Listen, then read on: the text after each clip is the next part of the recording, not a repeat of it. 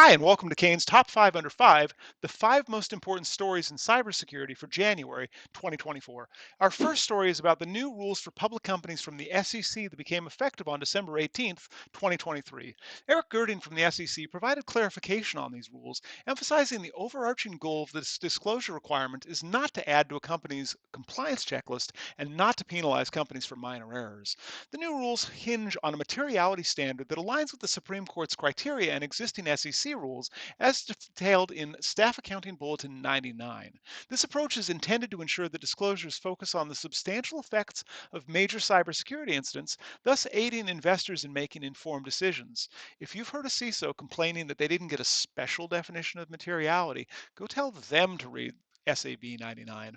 Our second story is related to those new SEC rules. Researchers conducted a study revealing significant limitations in the ability of advanced artificial intelligence models to accurately interpret financial documents, particularly those from the Securities and Exchange Commissions. Despite their sophisticated design, these AI models, including GPT-4 Turbo from OpenAI, demonstrated a notable struggle with SEC findings. With a success rate of merely 79% in responding to queries based on these documents, the AI models frequently either avoided answering or generated incorrect data, a problem known as hallucination. This means that humans are going to need to continue reading and writing those SEC disclosures for now. Our third story is about the U.S. Department of Defense, which has introduced expected updates to its Cybersecurity Maturity Model Certification, or CMMC, impacting contractors and subcontractors. There's only a little new here to talk about. A crucial aspect of this update is the assessment and affirmation requirements. Contractors across all levels are required to conduct thorough evaluations of their cybersecurity compliance and report their findings to the DoD. This process also mandates an annual affirmation of compliance by a senior official. These regulations will undergo a phased rollout, culminating in full implementation by October 2026. This gives contractors and subcontractors a timeline to adapt to these cybersecurity standards. However, the implications are clear. Cybersecurity is no longer optional, but a requirement for working with the DoD. Our fourth story is about AI, because that's still a thing. The U.S. Department of Health and Human Services, through the ONC, has finalized the HTI 1 rule.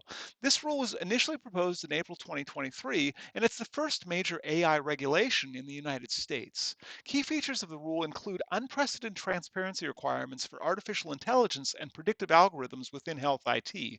The focus is on fostering responsible AI, enabling clinicians to understand and evaluate the algorithms they use in terms of fairness and safety. Effective January 1st, 2025, health IT developers must adhere to these new requirements. This includes providing detailed information about IT design, development, training data sets, and evaluation processes with an emphasis on diverse demographic data. Developers are also required to conduct a thorough risk analysis and mitigation, focusing on fairness, security, and privacy. The ONC's guidelines describe the development and monitoring process for AI tools, emphasizing the importance of understanding and explanation of tool design and operation. This regulation in the United States healthcare field might set a precedent for other industries in terms of AI development and regulation. Finally, for our fifth story, it's a new year, so we have new laws. Recent developments in cybersecurity legislation have emerged in Oklahoma, Iowa, and Tennessee, offering new dimensions to the concept of safe harbor laws. These new laws introduce unique approaches to mitigate the risks associated with data breaches, and I'm really interested with what's going to happen in Iowa. Iowa's law brings a novel perspective by emphasizing finances, applicable to all businesses. It introduces the maximum probable loss concept. Companies are now required to annually estimate potential damages from data breaches and align their cybersecurity budgets accordingly. This approach aims to balance cybersecurity investments with the realistic assessment of potential risks. It's going to be really interesting to see how that works out in practice and in a year where I've heard that budgets are going to be flat. In Oklahoma, the focus is on healthcare. The new law, effective in November, specifically has a tailored approach to protect sensitive healthcare data, but it doesn't go as far as the broader scope suggested by similar legislation in states like New York.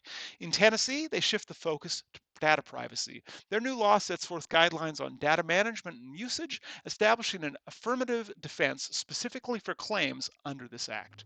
Thanks for watching today, and if you want to learn from top cybersecurity experts, be sure to follow our LinkedIn and YouTube page where we host our series of interviews with InfoSec pros.